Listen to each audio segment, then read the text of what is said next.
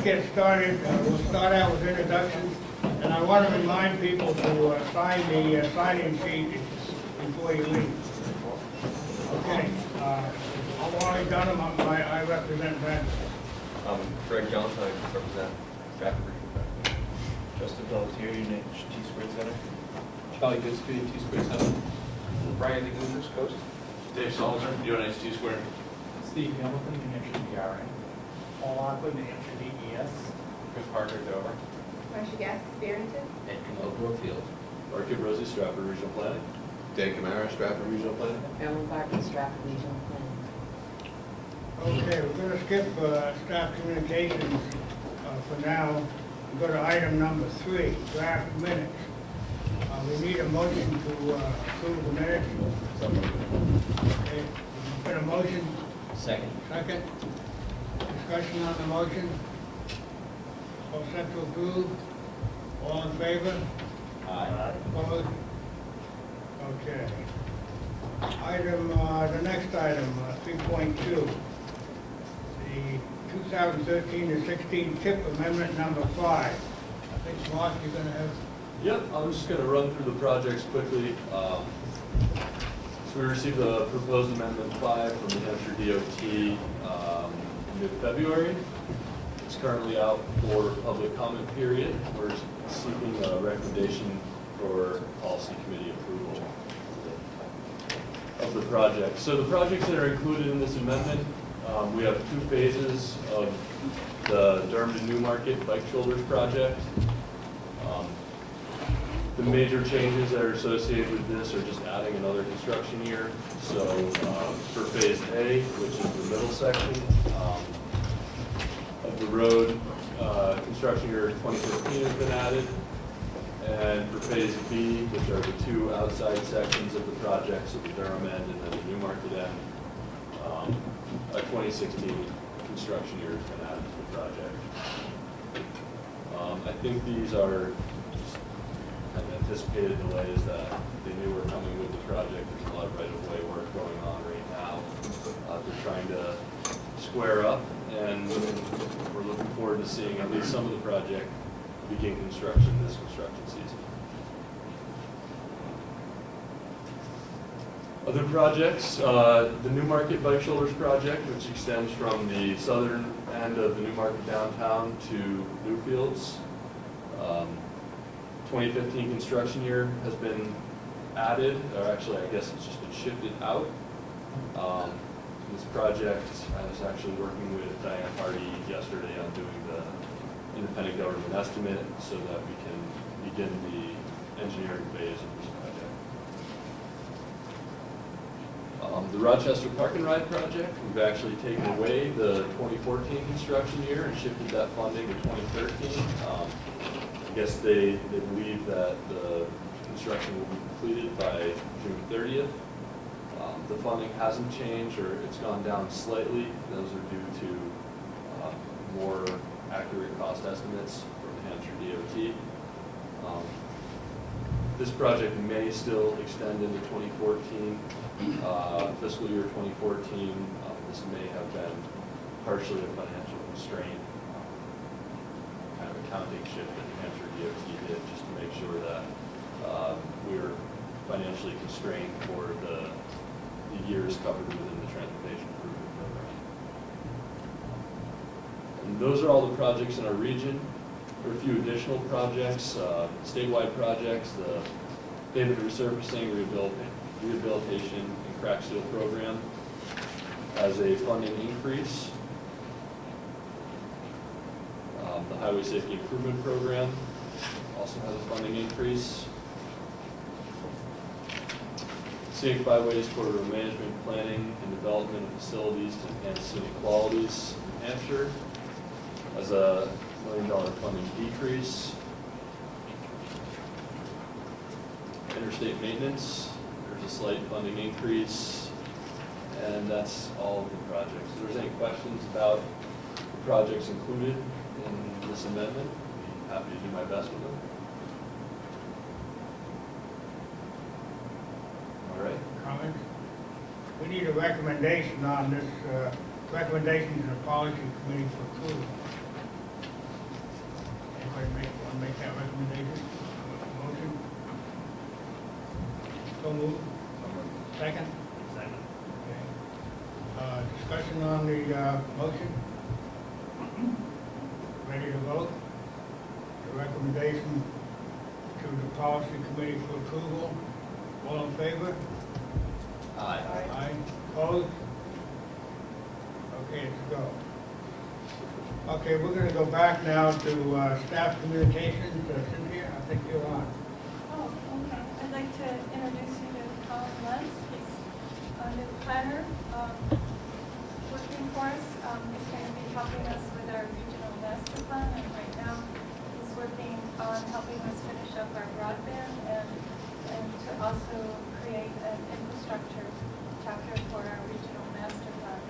So he is master's level graduate of the University of New Hampshire. You want to say a little bit? Sure. He's a piper. Thanks. Bagpiper. But my master's program was in natural resources management and public policy. I kind of had an ecology background coming into it, and then shifted to focus on kind of the decision-making side of things when you include people in the decisions they make about natural resources and all that as a business. So looking forward to finding out about the planning. I have a question. Would you want to vote? Do we actually have a vote? Yes. We have 7 people here, 7. That's okay. So We welcome, didn't start until we had a quorum. I was like, That's why we were delayed. it seemed like we were outnumbered. I made sure of that. Okay. So please welcome Colin and get a chance to talk to him. He's an advisor for the University Karate Club. Yeah, and he's a bagpiper, and so he's going to be practicing while being here at the community center before work. So he has a lot of interesting. Yes. So. Okay. Any other staff communication? That's it? Cynthia? I don't think so. Okay, Unless good. I get queued up for something else by Marilyn or Mark or Dan. I think we're good. Okay, let's move to item number 4, discussion on the parcel mosaic mapper. Now, who's going to make a presentation there? Let me start with it.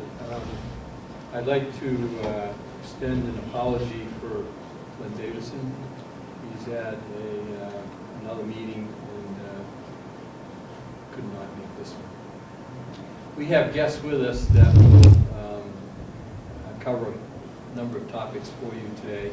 First is Steve Hamilton. It's through Steve's office that the mosaic parcel map got going and has matured to the level that we have today. And probably want to start with Steve's comments on it. We have Dave Salzer. Dave is the manager at the T-Squared Center for handling all questions, training, vetting the data, everything associated with the mosaic. It's Dave's responsibility. If you have questions pertaining to the parcel map, Dave's the person to contact. I have Justin Pelletier, which I am very pleased to introduce. He's only been with us for a short while, relative to what we call SAIDS. It's the asset, basically transportation asset data collection, which Greg has been very cooperative with us and worked with us to get the RPCs involved with. If you ever have questions relative to the use of the transportation infrastructure information, then you should contact Justin and you'll be involved with it. We have 2 things that we can present today. Dave can go over the use of the parcel map, and Justin can go over the work, and with Greg's help, the work that we've done in beginning to put together what data will be collected for our transportation assets. So, as I stated in the beginning, why don't we let Steve get started. Good morning, everybody. Thank you very much for having us here today. My name is Steve Hamilton. I'm the Director of the Municipal and Property Division for the Department of Revenue Administration. We oversee and manage the process of local assessment of taxes and establishment of tax rates and municipal finance within the communities. So we're probably not the first people that you would think of as being able to bring together a mosaic parcel map for the entire state. However, our demand for the underlying assessment data made us realize that with that CAMA data, the tax map information could be added to it relatively quickly. And we undertook a pilot program, I think back in 2009, with T-Squared, and we've been working diligently since then to develop the mosaic parcel map into a very mature program map. We used to refer to it as a project, but certainly it's gone well beyond that. We share that mosaic parcel map with dozens of state entities, including the regional planning commissions, and we have, I think, just under 300 statewide users of the mosaic parcel map. We're interested in making sure that the system that we deploy the information on is as consumable as it can be for you, for your purposes. Right now, I think we share with all of the regional planning commissions through a WMS layer. We are hearing that there may be some interest in changing that to a different format, and we certainly want to hear that and begin a conversation about how you will be able to most efficiently use it. And so I'm happy to be here, answer any questions that you might have, and hear from Dave. That's great. I can give a presentation if you'd like. I don't know how much time would you like to dedicate to this, because I could talk for 5 hours about it. You're the program today. Okay. Well, that could be dangerous. While Dave is getting set up, it may be worthwhile if you people would express your needs for the data, the format that you want the data in or need the data in, use of the data, memos of understanding, all the other issues relative to it. It's our opportunity now to give Steve an insight into where you are and what your needs are.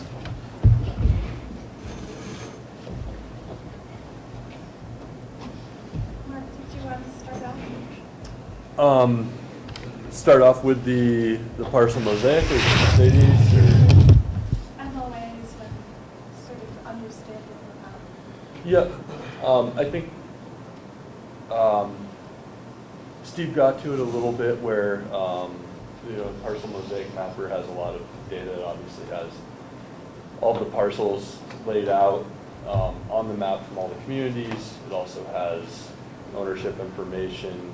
It has I think estimates and assessments of values of land. We're building upon that with the Sadie's project.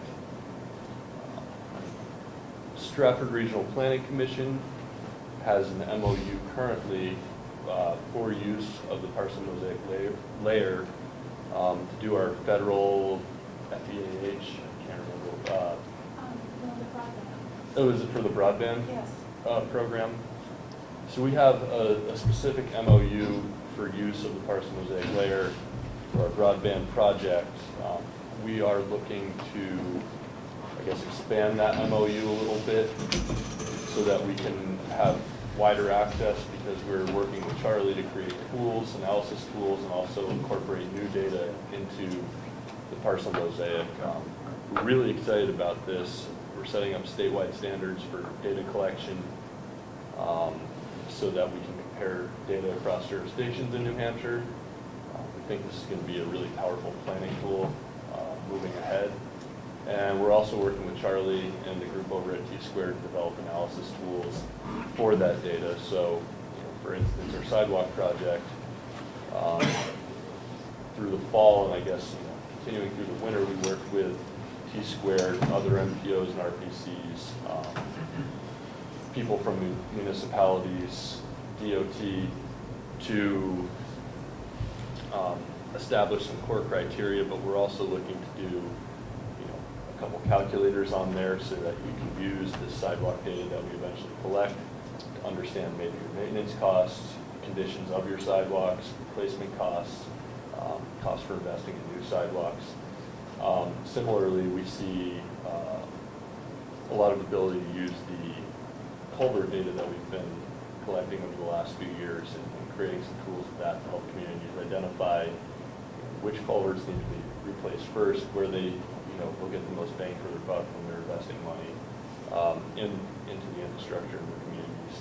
And that also goes for New Hampshire DOT and the districts when they're replacing culverts, just understanding where can we spend our money and get the most out of it, where can we make the biggest impact, where do we have the biggest vulnerabilities to things like severe storms and road washouts, and just understanding our infrastructure a little bit better. We hope to gain quite a bit of efficiency out of this over the long term and make better planning decisions, spend our money more wisely in the state. So this is a pretty big deal, and I think we're one of the first states to do something like this, and so this could be a model for other states across the United States of America, which is a pretty big deal. So we're excited about it. Can I push you a little bit? Could you express to Steve a little bit on what data that you really need and in what format you would like to have that data? And accessibility to it? Yep. The data we're really, I guess the data we're looking for our planning purposes are, a lot of it is the data that we're collecting.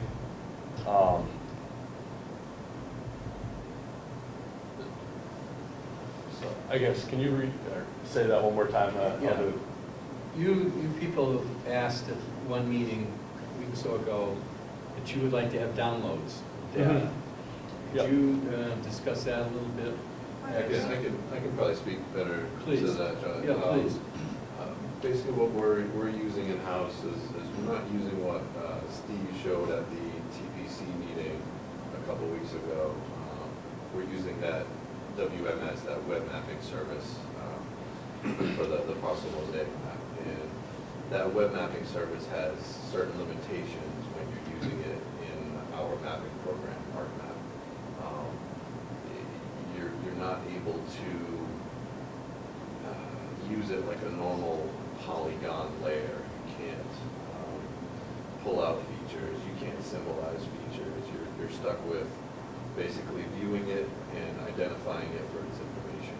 You can't really customize it in any way. So what would be a little bit more useful would be that actual shape file, having that GIS layer to have a little bit more flexibility with, be able to map out certain locations, symbolize things by maybe their land value or ownership or whatever attributes might be built into the layer. So having that shape file rather than just that viewable WMS would be a little bit more powerful and useful for us. I think also for building those analysis tools and creating new tools that help with just planning work in general that we take on, we really need those layers and that flexibility with them so we can pull out certain aspects of the data and start doing some analysis on those and create tools to help us prioritize. Could you give me a sense of the timeline that you're having? Because this is really the first time that the DRA is hearing about it. We've been providing the layer for quite a while, and we assumed that the WMS, which is what was requested, was working for the RPCs. But if there's a better way that we can do it, we'll have to figure out a timeline and a plan for making a change. Sure, and I think for our broadband purposes, what Matt Sullivan, our regional planner, was using it for, it worked great, that web map service. But as we dig deeper and say we start getting these other layers that we want to roll into this SAGE project, I think having them not just as viewable layers, but as workable files would just be a little bit more powerful. So as far as timeline goes, I guess the sooner the better, but as I understand it, there are possibly some issues with releasing the data, or I'm not quite sure about that too much, but that's what we've heard from Glenn at DOT, so I'm not sure if that's possible to get get those? Well, it's a conversation that we need to have, and we want to have, and we want to collect the information. But we want to make sure that it's across all of the RPCs and not serving out spotty to, Strafford County different than we do for Rockingham or, any of the others. So we want to make sure that we come up with a universal solution that will apply to all of the RPCs. So that will take a little bit of time to change. Sure, and I think Glenn at the TPC meeting had a great idea to have basically another meeting with the GIS staff and planners to talk about needs and how it could be better used. So I think that would be a great idea to have that meeting and discuss all the needs and what you guys are capable of doing. I think having that conversation would be great. So I guess the short answer is the sooner the better, but I don't think we're on any extremely tight time frame. No huge rush either, yeah, I guess. So I have an administrative view of it. So for the broadband, we've been using it for a very limited focus. So we had 2 communities with a limited collection effort, and we've only done those. So we haven't used access across our region. It's only been for the specified task and the specified towns. And so that's worked really well, but we've done a very limited use of the materials.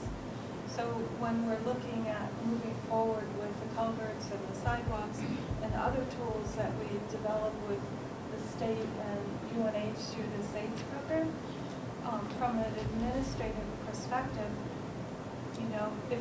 if each time we want to do a project, we have to obtain the permissions, sign separate MOUs, have staff sign off on, the security of the systems, et cetera, whatever framework needs to be put in place. Every time we do that, if it's not in place, then there's delays in the actual aspects of doing the work. And so sometimes we have walkarounds where we try another way to get the data, and sometimes, as Dan described, it isn't the same type of data, so the product isn't as full and vigorous as it could be if we had access, to begin. So there tend to be constraints that start to develop on how we process our information, the quality of it, and the timeliness. So from an administrative perspective, that's my concerns. But I also want to honor that the system should be vigorous, and so that your interests and concerns are covered. Well, and, we're the supplier of the data, and so we've had this MOU with Strafford County Regional Planning Commission, and I'm not sure, I've read over the MOU before I came to the meeting, and there doesn't seem to be anything about it that would limit the use of the data that you currently have to own the broadband project. I know that might have been what inspired the MOU to come along, but currently the data that you have, as long as you stay within the framework of the MOU and honor the agreement that we made together on the usefulness of the data, we don't have a concern if you're using it for another project. That's but we want to make sure that we have the tool in a useful layer. If something else will work better, I certainly applaud your effort to get a universal understanding from all of the RPCs as to what that would look like. And I think it is best for you to put a committee together at the state level and work through those ideas and figure out how it will best work.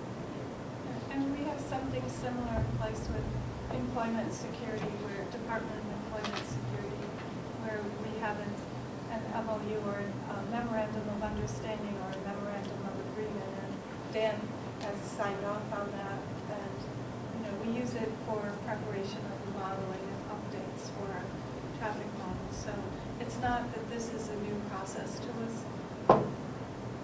Right. Well, we wanted to make sure that there wasn't immediate roadblocks or impediments to the usefulness of the data. So what would be required for you to come back is if there was going to be some extension beyond the use of the Regional Planning Commission, regardless of whether it was for the broadband project or for any other project. If you are taking that data and then moving it down the line somewhere, the MOU would require us to sign off on that. But as long as it's, whether it's culverts or other asset inventories, I think that would be an appropriate use of the data. And if the tool can be more useful, then I applaud your effort to get into that detail. Can we, one second, can we go back to Dan for a second? Just one bit. Who would you anticipate sharing this data with when you finish working on it? Well, I don't think we'd be sharing the data, but we'd certainly be sharing maps of the data. Printed maps, electronic maps? Probably both, yes, in our plans, at meetings such as this. And who would participate in those? Is this going back to municipalities, or is Yes. commercial involved? Or? Yes. Well, No, transit providers. yeah, if there's a limitation on providing it to commercial entities and we're making profit from this, then that's certainly something we wouldn't do if we're not allowed to do it, but. I could see municipalities wanting to access culvert and sidewalk data to do their own analysis of their own communities, outside of, just for their own planning purposes, doing budgeting, setting up the warrant articles on their town meeting stuff, and understanding their investments. But I don't know how much the actual parcel mosaic layer would be used for that, as opposed to actually the SAVES products that we create. The culvert part of it, thank you, because we're probably the first community that's actually used some of the data that was in the culvert assessment. I just want to I just want people to understand that the material that currently is there from a planning perspective, other than maybe identifying which culverts we have and how old they are, really isn't useful in assessing which ones are most vulnerable. We used the data to do a FEMA application, but it was basically the location of the culvert, the age of the culvert, that basic type of information, because the hydrology is the biggest part of which one of our culverts are vulnerable in past history for flooding. And if somehow there was a way of identifying actually which culverts were most vulnerable during the flood situation, other than our past data, that would be more helpful in the planning process. Because currently, I don't think we really can plan. There's a geomorphic compatibility ranking for each culvert that we collect that is processed by the Geological Survey. So I'm confused by your statement. Yeah, because I mean, we hired firms to do the hydrology, and we based it all on past. I mean, we took information out of the culvert assessment, but when you do that, I mean, maybe you could show it to me, but it wasn't as useful as it is. I mean, there's potential there for more. And maybe then that's an education thing, to where the road agents and the planners are educated and that there's more information in there to use it. But we used it more on a basic level. What kind of information would you be looking for in addition to what's already provided? The biggest part I think it would be really helpful if the engineers that you hired could tell T-Square and the state, what else do you need? What other attributes should we be collecting? That's the and we have hired a firm to town-wide look at our culverts and our bridges. So, I could speak with them because a lot that of would them. be really helpful. Because the whole point is to save everyone money and be more efficient about how we go about doing this very costly inventory and replacement of. Yeah, the replacements are extremely expensive. Yes. So. About the parcel data, do individual communities have to give permission for you to use that information, or is that something that's just publicly available? So the process that we've been going through is basically an ask and receive process with all of the communities. We have, for the assessment data, we have integrated use of that data. And they have processes that won't occur if they don't provide us with the data. So there's a strong impetus for them to provide us with the data. What we have pledged to them is that we're going to be respectful of that data, and we're not going to be making it publicly available to everybody. And that puts us in a conflicting situation, because while it may be seen as being useful, we have to respect the donors of the information and the intent that they had when they provided it to us. And so, for the overwhelming majority of the information that we have is publicly available. It's publicly available to you within your RPC. I mean, you could go out to the towns and get a copy of their assessing database and their tax maps, and I suspect you could likely put together the same kind of a map that we have, but only for the RPCs. I know that, I think, Nashua has already undertaken that. And so that would obviate the need for Nashua to even have access to this thing. But I think to a couple of questions that have come up about publishing the data, I think the MOU that we have currently already addresses the issue of being able to publish limited sets of the data that is available. So I think we've already contemplated that in the existing agreement that we have. I'm not sure that there's anything that would prevent some use of it. Well, the reason why I brought that up is because two towns, Brookfield and Wakefield, received a letter asking if they wanted to participate in that program about the parcel data, and many people, they kind of resisted that, and I was just wondering what steps were being taken. Yeah. Those are two separate things. Now, the parcel map has existed for a couple of years. And as part of that, this year, DRA said to the municipalities, we're going to offer you an ability to all get into a pool together and see each other's information, to help assess properties, to help planning projects, whatever they want, because for a lot of municipalities, they have trouble looking at their own GIS information, let alone the municipality next to them. So we said, if you'd like to, you may get into what we call the sharing pool, and other municipalities may see your information. But by no means are you required to participate in this. It's an optional piece of this project, really is a benefit back to the municipality, but respecting their choice to maybe not want to be involved in that sharing pool. So that is why the letters went out recently asking if they'd like to participate. But that doesn't ask them if they want to participate in the mosaic map. It asks them, do you want to participate in the sharing pool? Do you want your neighbors to see your data, and you'll be able to see your neighbors' data? Thank you. Do you want to go ahead and do your presentation? Do you want to learn about it? I feel like I've already done it. Well, Okay, good. you know, being a planner, I mean, you folks have a lot more information. I think a lot of times with, and this will be with the regional thing, is getting the information to the actual town so they know what's available. All right, well, I guess I'll dig in. So why do governments need GIS? I'm only going to cover a couple topics. We could talk about why governments need GIS for an extensive period alone. Disaster recovery, that's a big reason.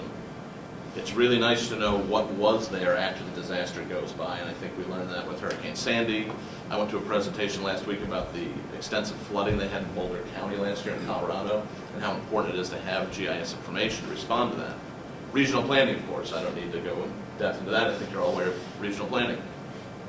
Environmental protection, it's another important reason to have geospatial information. The DES is a huge producer of geospatial data. Utilities management, and that's more of a larger scale discussion for someone like the PUC when you look at large power outages across the state and how that impacts public safety, property, and the economy. You know, there have been studies that show when the power goes out, you know, you're talking about hundreds of millions, if not billions of dollars that are lost out of the economy. But where does this information come from? What data do you need to make this happen? And that's always really the starting point. I think that's what's happening right now with the SAGE project. You're trying to figure out what data you need to make those analyses happen. Well, you need parcel boundary lines, you need land use, address, types of structures, easements. You need to understand what the ownership on the ground represents. And really that information comes from two different data sets, the parcel maps and the assessing data, which gives detailed information about the parcels themselves. So we talk about parcel maps and CAMA data. Really, we have to recognize that local government is on the cutting edge of this technology, not just here in New England and the towns, but across the country and the counties where that data is usually stored. They've been working with this data for 20 years in a geospatial format for many of them. They understand how to go out and collect the information, model it, and then serve it out to the public. I can't tell you how many towns around the state, I'm guessing it's probably around 150 now, are pushing out their geospatial information on their own websites to people. It keeps people out of town hall, it gives people access to the public information they desire to have knowledge about. But the long-standing challenge that remains is when you get from one map to another. When you get to the end of Rochester, if you don't have that map of Farmington, it's like you're falling off the edge of the world. All of a sudden, everything goes blank. And that's a problem that is universal, not just in the United States, but in all developing countries in Western Europe where they work with land data and having this issue of concatenating and aggregating large-scale parcel data. So that's what state government struggles with. It's how to standardize and maintain that, take that local data and bring it together into a unified format. And right now there are 40 states in the country who have some type of parcel map program. Whether that's like in Massachusetts where they get grant funding, the state of Maine right now is paying to map a number of towns. There are 24 states around the country that have composite statewide parcel maps. So that ranges from Massachusetts all the way out west and down south. Many of those states publish that data for public download. The state of Florida, you can download every parcel boundary through an FDP website. In certain states, that data has been ruled not to be public. In Virginia, there was a court case that was just decided. So that's a right-to-know issue that varies state by state, and that's, in the assessing community across the country, is a very hot topic at the moment because people are talking about in what states, how they're treating right-to-know, especially with respect to geospatial information. So the states struggle bringing that data together. In New Hampshire, we've been working to bring together the 235 taxing jurisdictions. So that's what we have when you consider the 234 municipalities plus the unincorporated locations that come together to make 235 jurisdictions. We have about 680,000 taxable properties. This year it's more about 685,000, so that's actual physical taxable properties that exist in the state. And those are represented by about 600,000 parcels. So the difference is condo associations, mobile homes, boat docks, so places where you have multiple ownership rights tied or conveyed to a single parcel. So we bring all that data together into one composite data set, which we call the Mosaic parcel map, and I'm sure that's, a lot of people refer to it as the Mosaic system or Mosaic or the parcel map. And to why is this data important in New Hampshire? Well, this is a graph by the Tax Foundation, an image that represents state and local tax burdens as a percentage of state income. New Hampshire is heavily reliant on property tax. I think that's something we're all aware of living in the state. Why? We have no income tax. We have no sales tax. But we do have property tax, which is really the lifeblood of the state. In 2012, that accounted for about $3.5 billion that went to municipalities, school districts, village districts, and counties. So that's a $3.5 billion process in New Hampshire, the property tax. And there are two important entities that play a role in this. The Department of Revenue Administration, who Steve is here representing today. They oversee assessment standards and practices. In statute, they're required to make sure the towns follow certain guidelines, like revaluing their property every 5 years, making sure their maps are current every year. Those fall under state statute. They're also required to conduct what's called the equalization process. Is that familiar to many people in the room? Rather than go too in-depth and bore you about statistics, we'll just say that it's what helps correlate one town's assessed values to another and make sure they're more representative of consistent market value across the state. And Steve talked about a dual need for the states and the towns, and equalization is that dual need where they come together. Setting property tax rates. That is the Department of Revenue function. The municipalities provide them with what they want to spend for that given year, and they actually set the rate that goes back to the town. So DRA is intimately involved in that process. Then obviously on the other side of this equation, we have the municipalities. They're responsible for building and maintaining the parcel maps in Canada.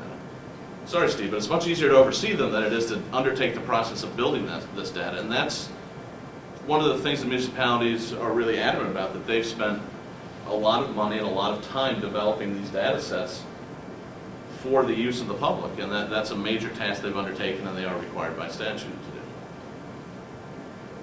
And they are obviously required to do the property tax billing and collection, which is another large process that they undertake. So those are the two entities that really play a role in property taxes in the state, and that's kind of how they're intertwined and what their connection is to each other. So when we talk about what type of data do we have in New Hampshire, we're talking about geospatial information. You can define parcel maps in one of three ways typically. You have a geospatial or a GIS parcel, which is a parcel polygon layer, which, as you can see in green, represents the majority of the state, about 90%, and that number has gotten a little higher since this graphic was made. Then you have what we call AutoCAD parcel maps. Those are maps that were originally made in AutoCAD. That's where most people were maintaining their maps in 10, 15 years ago. Many of them were migrated to GIS. So there's still a small portion of the state that's represented by that. The yellow is very washed out here in the projector, but that represents about 7% of the records in the state. And then, of course, we have people who have paper parcel maps. There's still many communities that use those, although that number is dwindling. And that represents about 3% of the records and maybe about 10 or 12 towns. So a lot of municipalities are starting to move away from paper parcel mapping because it doesn't lend itself to doing detailed analysis like you were talking about with SAGE and bringing in other valuable data layers that are publicly available. When we talk about municipal assessing systems, that's a much wider variety. The assessing systems are provided to the towns, or not provided, but the towns go out and contract those services to bring in these different software providers. And we have 6 that operate in the state roughly, 2 that have the lion's share, Vision in blue and Avatar in green. Avatar represents about 34% of the records in the state. That is a New Hampshire company, and they really only do business in the state. Vision is a much larger company, and they do business all over the country. They have the assessing system in New York City, for instance. So a little bit about the GIS structure in New Hampshire. There's not a lot of central organization. There's no GIO in New Hampshire. We do have the GIS Advisory Committee, but that's that's a volunteer participant group. It's not recognized by statute. We have no GIO. And there's not a lot of collaboration between the states and local governments, although we're starting to see that increase a lot more in recent years, especially like with SAGE. That's a great opportunity showing regional planning commissions, towns, and the state working together to try to get some common goals. So when we look at the state, you have the major state agencies that are doing different GIS projects. You have the universities who are working with them. You have not-for-profit groups like Granite, the Planning Commission's T-Squared working with them. And then you have all these different vendors who are also working. So there's this big group of people that aren't necessarily coordinated doing different GIS activities around the state. And we like to say it's like the Wild West of GIS, because there are very other places around the country where you'll find no GIO or no central management of GIS. That's starting to kind of be phased out. So when we talk about the Mosaic Parcel Map project, what does that really mean? We talk a lot in abstract about parcels. So there are 2 elements of it. You have the New Hampshire Mosaic Parcel Map, which is the GIS system, which is the information which you ingest through our map via the web mapping service. Tied to that, there's the property tax equalization system. The property tax equalization system is what DRA is statutorily required to conduct that equalization process. And the assessing data is a vital part of that process. So there's really a synergy between these 2 pieces of the project. We have this .NET web-based application we've made for all the municipalities to use and the state to use. So we bring these 2 systems together, and they're fed by different data sources. From the municipalities, we bring in the parcels and the CAMA data. From the counties, we bring in their index information, which gives basic information about real estate transfers. And then from the state, they're bringing in their PA 34 or their informational form regarding property transfer. Those data sets feed into those 2 systems, which are connected to each other. And that information is then pushed out to the Department of Revenue, obviously, the municipalities, who actually now have access to the parcel map as well through the sharing pool, and then through state agencies and regional planning commissions who enter into an MOU with the Department of Revenue. And so that's kind of the data in systems and data out model that we've built and we use to represent what the Mosaic is. So how have we done with collecting this information? Steve talked about in 2009 we started with the pilot project, and from that time we each year go out and collect this information from the municipalities again. So in the first edition from 2010 to 2011, any municipality who said they didn't want to participate, we just moved on. There were so many people to talk to and so many discussions to be had that if people posed objection or said, oh, I'm not really sure at this time, we would just go around and speak with different groups and keep moving on. Into addition to, then more and more people started to get into the mosaic parcel map. We had some municipalities that had technical issues, they were switching systems, they had vendor problems, so we understood that they couldn't be involved at that time. And then following up with, last year we received all the CAMA data from around the state, and in the fourth edition, which we're still in the middle of right now, we've collected all the assessing data around the state again. Part of that is because of the equalization process and the need for the municipalities to go through that. So this shows the different data collection rates for the different sets or different editions we've gone through. And you can see over time that the data collection has become much faster and faster. And that's because the municipalities are more familiar with it. They understand how to run the reports more quickly. Many of them run the reports without being asked. They just send data along to make sure it's integrated into the system. Parcel data, same graphic basically. It just shows that as we go through the additions, more and more data becomes available. Not every municipality updates their parcel maps each year. This graphic's a little out of date in edition 3. In edition 4 right now we're at about 500,000 parcels. So parcel data is not as rigorously maintained in some locations in the state, and also with the downturn in the real estate market, you don't see as many changes on maps. You don't see as many subdivisions, splits, etc. So once again, just our parcel map collection rate, you can see that as we go through time, that rate starts to increase. So how's this information served out? Well, at DRA, they use a web GIS platform to go in and actually search for records and zoom around and look at all this data in a composite format.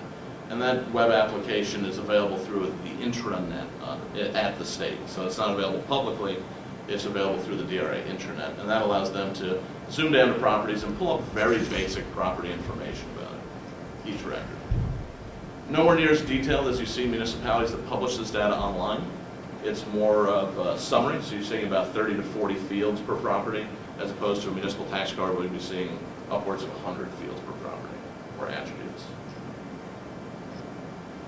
And I'll jump ahead to the web mapping service. This is just an example that DRA uses to illustrate the system's ability to help them respond to a disaster, and that was one of the impetuses for this to begin, was the tornado of 2008, I believe, in Deerfield. And the inability for the department to quickly figure out what properties were in the disaster path and what their assessed value was. So at that point, they couldn't even give a worst case scenario saying, all right, in that disaster path, there are 300 properties. This is the total value that could be damaged as far as property goes. That doesn't include personal property, just real property or real estate. So this example shows selecting a polygon across many towns. After a natural disaster, the National Guard will actually go up and fly the area, so it is possible to understand exactly the bounds of the disaster, and allows them to then go out in the field and abstract this information. And this is a very critical need. And I was at a conference last week that pertains just to this type of data, and this was discussed universally as one of the biggest needs for this information is disaster recovery, response and preparedness. I was reading an article last week about the number of people who try to conduct assistance fraud following a disaster, saying, well, this is my primary residence, it was destroyed, you have to give me assistance, when in fact they own a residence somewhere else in the state or even in that same town. So, you know, having the ability to look at this information is really important. We'll look just quickly at the web mapping service, and this is what the RPCs are utilizing to access the information. The reason we built the web mapping service was because during the broadband mapping project, we had heard a lot from the stakeholders that you need to be able to work with this information in concert with your own data. And that's what the web mapping service allows. It allows you to go into ArcMap and bring your information, whatever it may be, publicly available or not, in concert with this parcel map data now, so you can use it to perform whatever tasks you would need to. So that is how the information is served out to you currently. And that was, as Steve talked about before, at the request of the RPCs for the broadband project.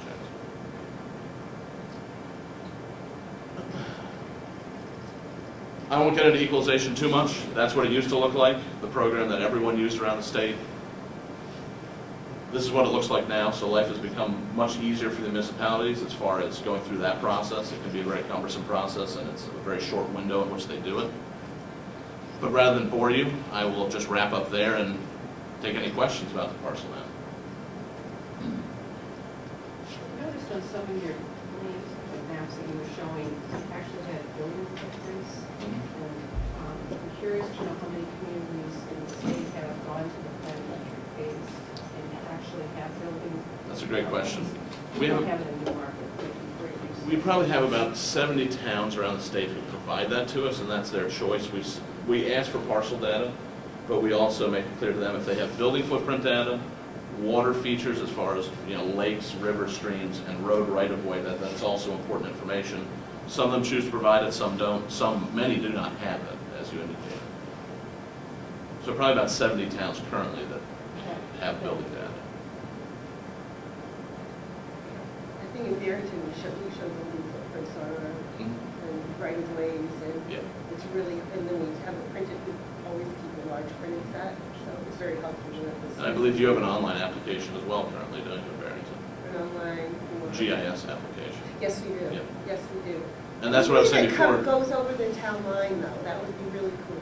It doesn't go over the town line anyway. Yeah. Of the town but line that- and your parcel's end, and there's Yeah, so it would many. be really helpful. And Rochester also has the same online GIS system from the same provider. Right. And it's funny Yeah. that you have to go to two separate websites to look at the same information, or, you know, virtually the same information maintained in the same system.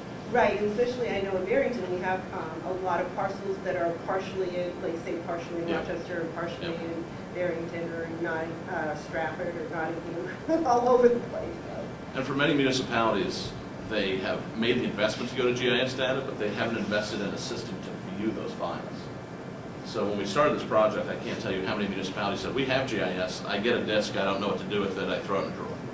So the sharing pool was a good way for a lot of those towns to understand what their investment was and how they can utilize that data. And I think that's really important because the taxpayers have paid, you know, as Diane referenced, the planometric data. That can be $100,000 for a small municipality to rebuild their maps. So, you know, that's a considerable investment, and to not have the ability to disseminate that to the public or view it internally, it's really not, you know, making the most of the investment. We pay $3,000 a year to have people online system. Yep, that's right. They maintain it, I don't know if you use. They use CAI The online. problem we find is a lot of people don't feel comfortable using it, and we have to, you know, kind of guide people where it is there, and this is how you do it, and it's very simple, and, you know, so we have to train people to get used to it. It is a marvelous resource. I think it's pretty useful. And ultimately, we want to have as much public accessibility to the data, but we want to make sure that we're also not trying to force the map in a direction in which everybody who provides information into it is not comfortable with moving. And so we don't want to run the risk of breaking this relative magic that we're being indicated that there are a number of states that have static GIS systems developed across the United States. For some of them, it's a lot easier.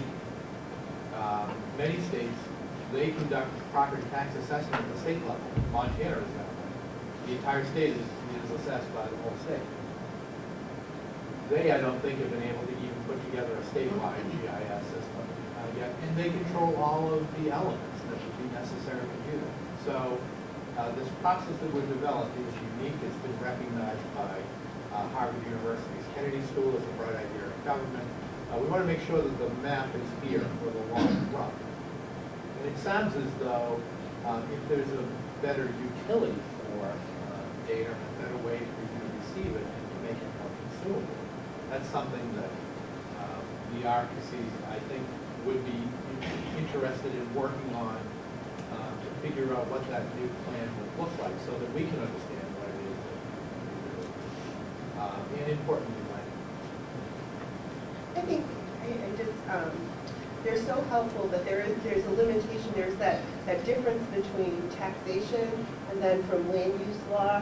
And I know as a planner, we run into a lot where people will go online, and Barrington still has had a lot of subdivision, and where it's not updated, they use it to identify their abutters, and then we have to recheck everything because they don't have the right abutters, because for taxing purposes, they don't necessarily update it as often because they're all concerned about April 1st, but as a planner, we're more concerned about the actual owner 5 days before they submit their So one thing that we've been considering, in order to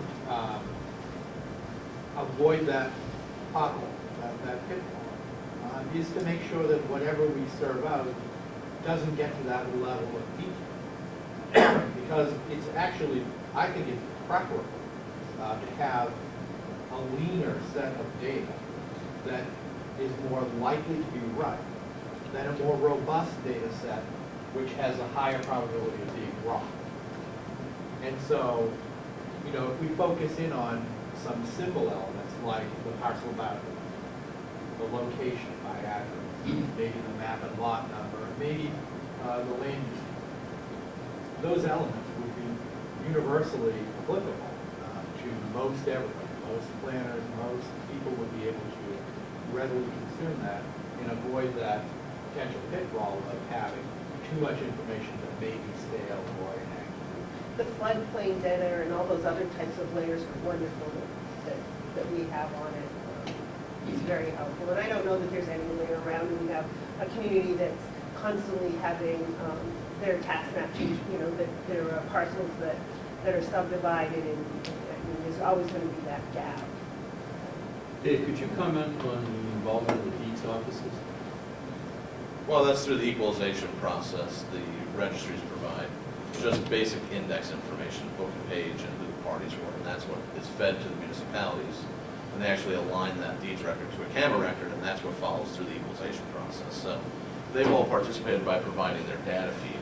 And it's just a good example of government working together. I mean, this was, when we first started talking about other state agencies about this availability of parcel data, they're saying, oh, it's great, I don't have to go out and collect it myself now. And there were so many different agencies going out and trying to collect a town here, a town there. It's not the best use of resources around the state. And that's, you know, I think what all data is starting to come to. People realize that data sharing benefits the greater good, and that's what we're trying to go for. And I think that SAGE is hopefully going to represent that same type of project with different entities involved, including the regional planning commissions. Dave, could you talk about the purchase and sale information? Well, that's what we were just speaking of. And how frequently do you get it, and when do you update Well, it it? comes on a fairly regular interval through the equalization process. Is there a state law that requires you to update your tax maps? I think so. Wow. Annually. It is required by state. RSA chapter for 95. Does everyone maintain their maps every year? Well, I Well, did I- until 3 years ago when they cut my mapping budget. And it's a considerable expense to many municipalities to do that work. It's not easy. But the thing is, then you have people who come in and need to identify their abutters, Yeah. and we have a legal responsibility to make sure that they can identify them. And that was what I was talking about, is that hole that if people go up online and we're double checking because they're That's accurate. the issue with cadastral information. And, you know, people think that when they're looking at a parcel map on a municipality's online site, that's a survey grade map. It's far from a survey grade map. And that's one of the challenges with this type of information, is making sure that you properly represent it to the people who use it. That it's not survey grade, it's a representation of ownership, basically.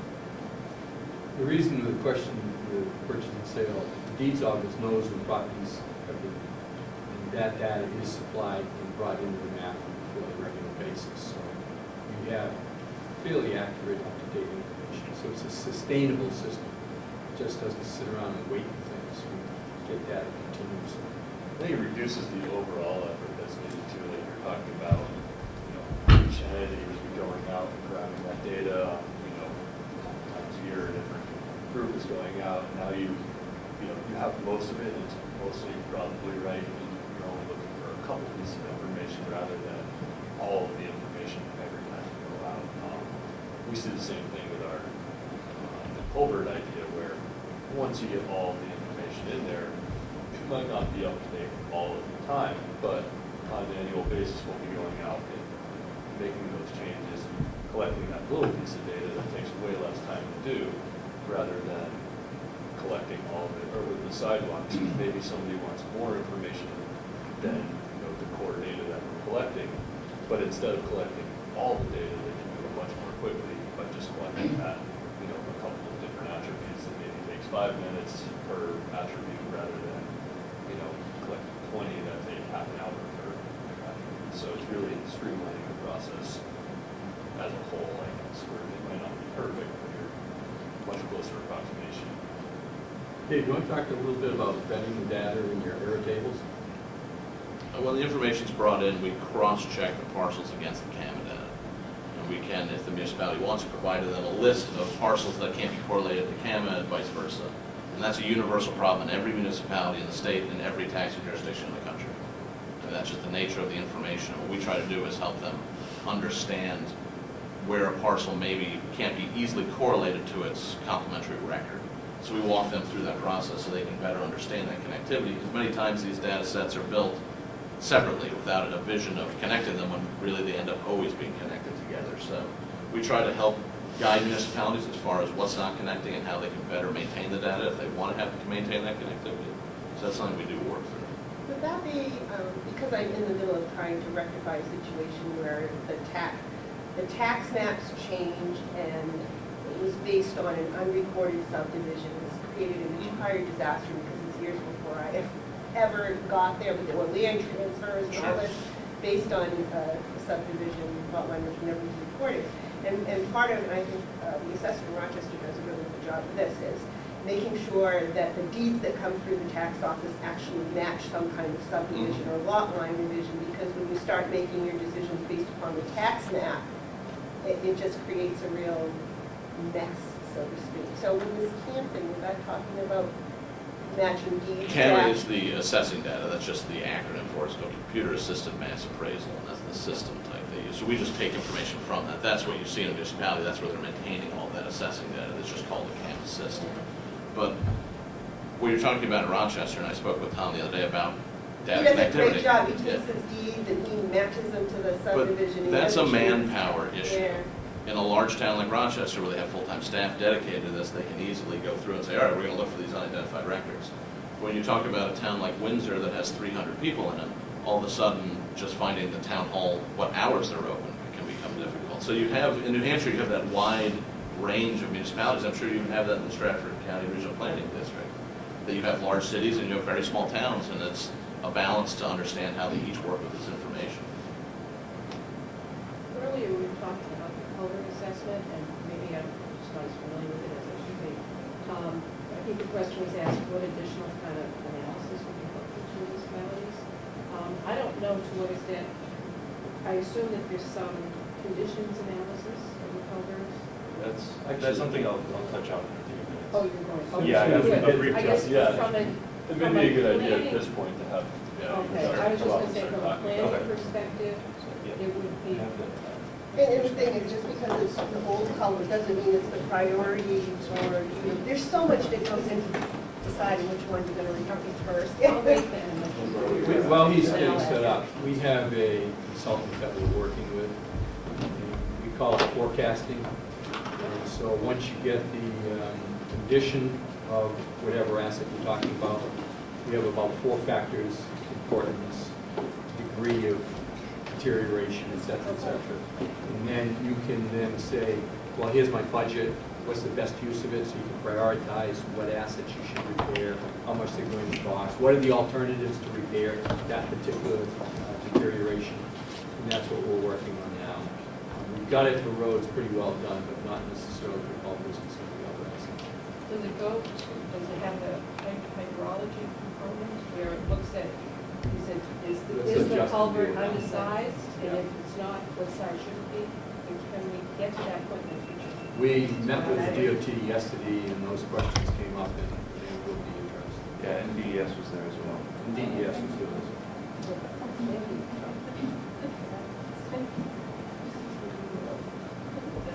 Any other questions, comments?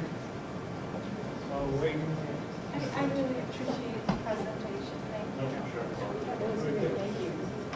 Yeah, I guess so. Anytime you want.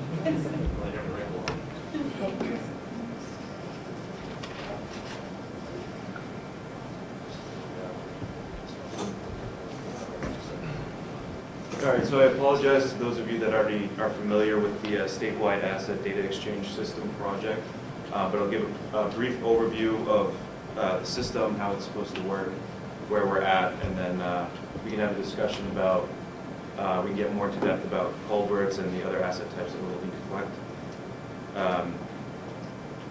First of all, the goal of this project is to facilitate a structure for data collection efforts and exchanges around the state so information can be integrated into a uniform map As you saw with the mosaic parcel map, we're looking to build something very similar to that.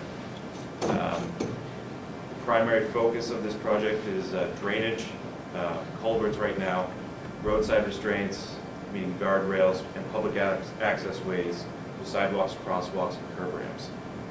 The support, development, and training will be supplied by T-Squared.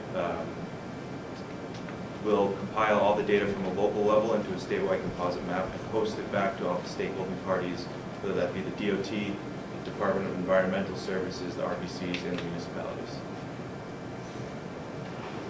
So this is a brief overview of how the project is going to work. Right now we're in the development stage of the specifications for asset data collection. The goal of this is to just have a unified standard so that statewide when someone goes out and collects inventory data and condition data for a certain asset type, they're following the same standard, which allows for more robust forecasting, which we'll get into in a little bit. T-Squared will be training the field collection personnel on data collection techniques and how to assess each asset properly. Then it's up to the RPCs for the project right now to get to. Let's all thank Steve for coming. No, thank you. Good luck with the rest of you. Thanks. So right now we're leaving it up to the RPCs to decide on how they want to go about their collection efforts for their jurisdictions. Each RPC might have a different way that they want to go about it. So there's no dictation on how to do that. T-Squared will then collect all that data that's collected by the RPCs and the state, run a thorough quality assurance and check on the data to make sure everyone's adhering to the standard, compile the data into the statewide map, and then redistribute the data through a various number of means, which we'll get into more. So the data specification right now, as I mentioned before, we're looking at culverts, guardrails, sidewalks, and crosswalks. But there has been talk about future assets to be incorporated as well, such as bridges, road signs, traffic signals, and we're open to listen to any of other suggestions for future asset inclusion. I think the bridges are really important because what we're finding is some of our culverts actually get replaced and would qualify as a bridge. If it's over 10 feet, yeah. Yeah. Yeah, okay. Replacement is over culvert, yes, that's really important. Yeah, so for this first year at least, we're looking at, or maybe 2 years, we're looking at culverts, guardrails, sidewalks, and crosswalks, maybe curb ramps too, closely. So SAIDS is meant to be, especially when we're talking about culverts, the stuff that I would be looking at is less involved in the geomorphic and hydrological side of things. It's more involved in the inventory and condition assessment aspect of it. So for each asset will have two main groups of attributes that we'll be collecting. Inventory data, so if we're talking about culverts, how long is it, what size is it, what material is it made out of, what's the slope of it, is there perched outlet, that sort of thing. And then the other group would be condition data. So if we're talking about sidewalks, does the sidewalk meet ADA compliance? If we're talking about guardrails, are the guardrails rusting, are they bent, are they broken? In culverts, we'll be looking for culvert deterioration. Is there a lot of rust falling in concrete culverts? So right now, we're still in the preliminary stage of developing these specifications. Once the initial draft is finalized, we'll put that out to review for the RBCs, DOT, and DES to get their input on what additional features they would like to be collected, or what features don't need to be collected because they're already being collected in another system that we can incorporate into the system. Then once that review is made, all of the standards will be finalized and accepted amongst all of the stakeholder parties.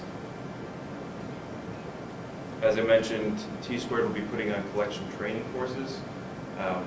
We thought it would be a good idea to break this into two separate courses, one on how to use the hardware. And T-Squared also has a loan program that we're starting up shortly.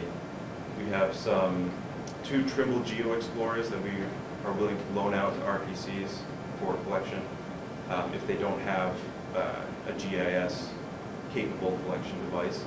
We also have a slew of iPads with a couple of different pieces of software on it that are capable of collecting asset information as well. And then the other course would be on teaching the standard assessment practice, to make sure everyone is adhering to the same practice to get the same information. And we're very flexible with our training schedule. We'll offer multiple trainings per region. We're not going to ask, North Country to come down to Nashville to do a training, that sort of thing. So as I mentioned, each RPC would be responsible for coordinating the asset collection within their jurisdiction. Again, we have that equipment out for loan, and then all that data will be submitted to the T-Squared Center for post-processing and hosting.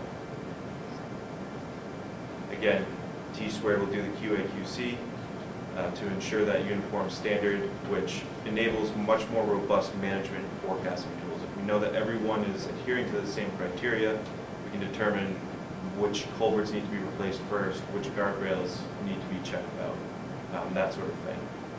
It'll be compiled into a composite statewide map and then distributed to all the stakeholding parties in 3 separate ways. Web mapping application, like what you saw with the Mosaic parcel map, where you can just log in your browser, enter in your credentials, and see the information that pertains to you. A web mapping service, which is similar to how the RPCs are using the Mosaic parcel map right now. There's not much management you can do with it. You can't manipulate the data, but you can see it.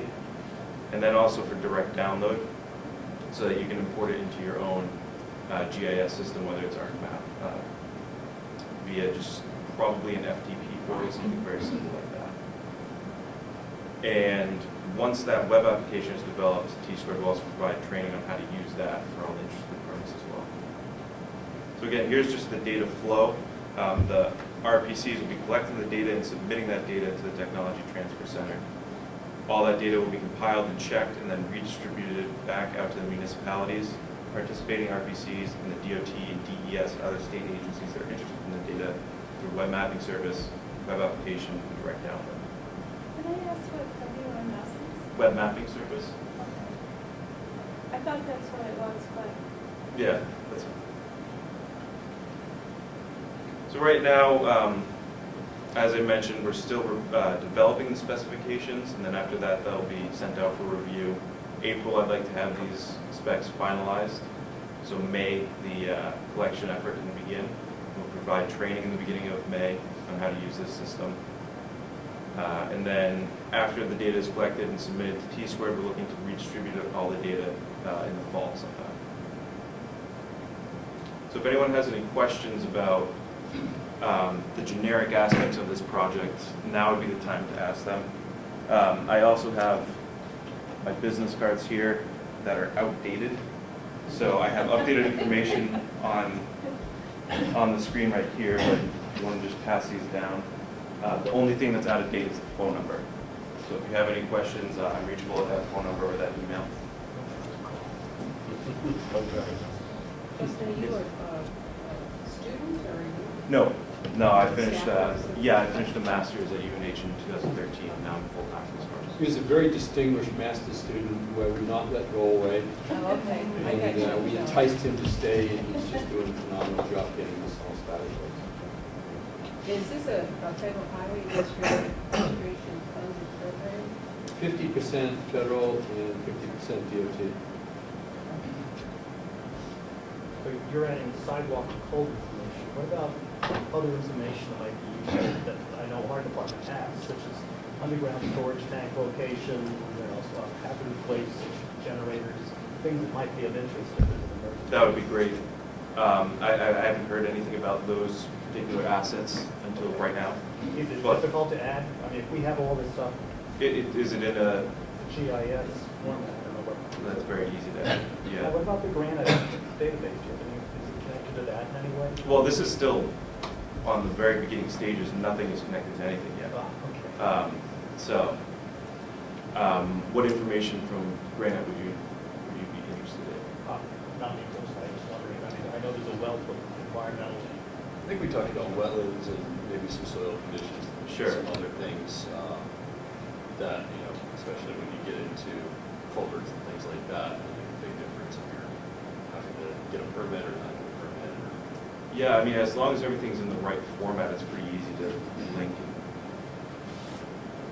Anything that Granite has can be integrated into it. Yeah, very So if it's easy. something that you're looking for that they have, it can be shared out with you. Beautiful. Good. Any other comments, questions? Anything else you want to present? I guess I'd like to, Yeah, sure. we talked about, future needs and so forth. Will this system be compatible in the future so that, let's say, if there was some hydraulic modeling that was done in the community and they determined, that certain culverts were undersized, that layer could be added to it? I mean, that's the kind of information that we hear used with the planning. I guess, where yeah. you could, you're working on a development proposal, you don't know if the culvert out there is adequate for the system, but Sure. taking it to one step further, is it sized properly? And that's where the engineering piece comes in. I mean, is that out of Yeah. the realm of possibility, or is that what we're working towards in the future? That leads into, I guess it would be a good time to give an overview of a meeting that we had yesterday with DOT and DES. Okay. So DES and actually Strafford collect data on culverts based off of the geological surveys standard model. And Greg or Mark, I don't know if you can speak more to that than I can. My understanding, data is actually used by Shane, who's a geomorphologist, and I think they do modeling with the data.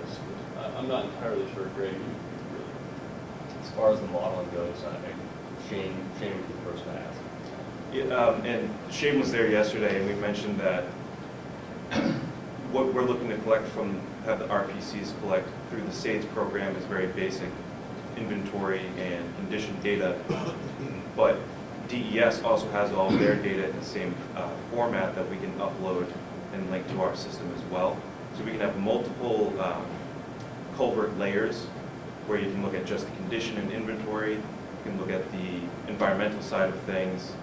DOT Highway Design was there as well, and they have their own system where they do a very thorough inspection of condition assessment for culverts, where they actually send a little robot with a camera down the culverts and look at all the joints and spalling and rusting and that sort of thing. And that's another thing that we can build into the system if you need a really in-depth inspection. One of the goals also, I think, is that if a culvert is found to be in poor condition, if some other reason the culvert needs to be addressed, we need to take a look at it. The system will have the ability to flag certain culverts, just to alert communities when they go in there and, these 3 culverts we really need to take care of, or something needs to happen, let's take a closer look. Even if it's just to get somebody out there to take a closer look, at least it's a targeted look. You don't have to go over your entire community and look at every single culvert. So again, we're looking at enhancing efficiency, doing some other things. And also, this is, like Justin was saying, this is the very beginning of this process. So, something with the sidewalk, something with the culverts we're envisioning in the future is you can start building some analysis tools to, over time, just basically grab that data automatically. It pulls it out, it spits out some answers for you that maybe get to some of the more important questions for municipalities that help them make decisions. Because I actually have an appointment with Kevin Russell to meet with him, because, Barrington has a lot of state roads, and we have a project, and although the current law requires the rate of flow off the site not to be increased, it doesn't mean that the volume overall isn't. And so what the question came up was, yes, we have a site plan in front of us, and the rate's not going to increase, but where does it end up?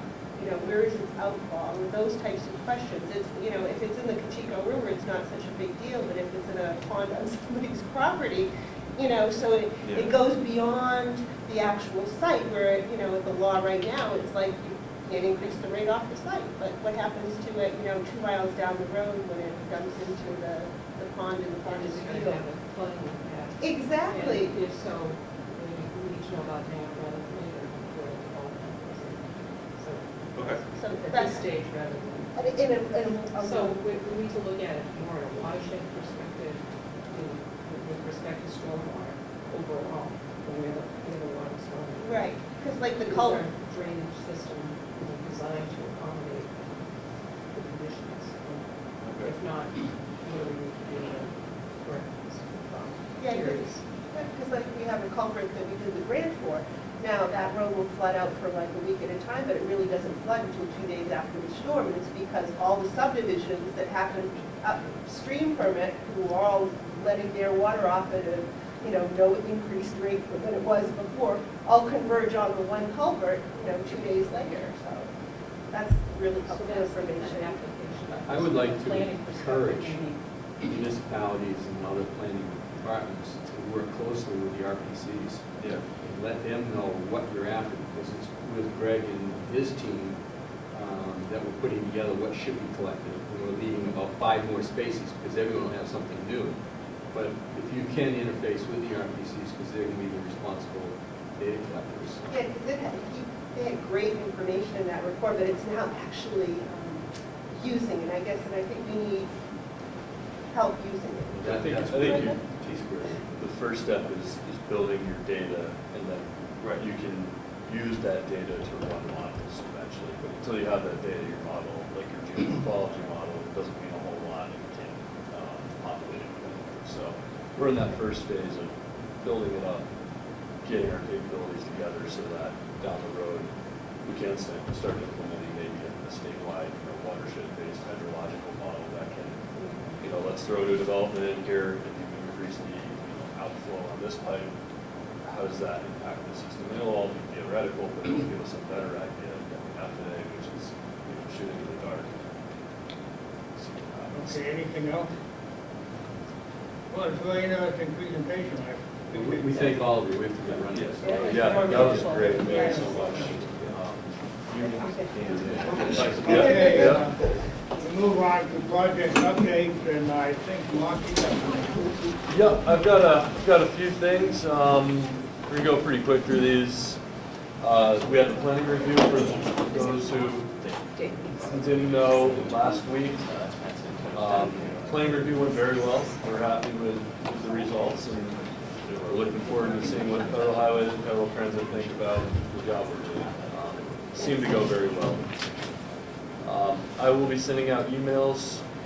I can't remember who was involved in the group exactly for the Technical Advisory Committee for the Grant State Future / Metropolitan Transportation Plan update, but I will be just contacting probably the entire TAC and trying to assess interest. I know Marcia was involved, or wanted to be involved in that, so anybody else who wants to be involved, let me know. We're going to try to schedule a meeting probably for some time around the end of March. And just briefly, I should note that we are doing a website update, and we have a beta website available just internally at this point. Dan, I don't know if you want to just hook it up and show them real quick what that's going to look like. Homepage at least.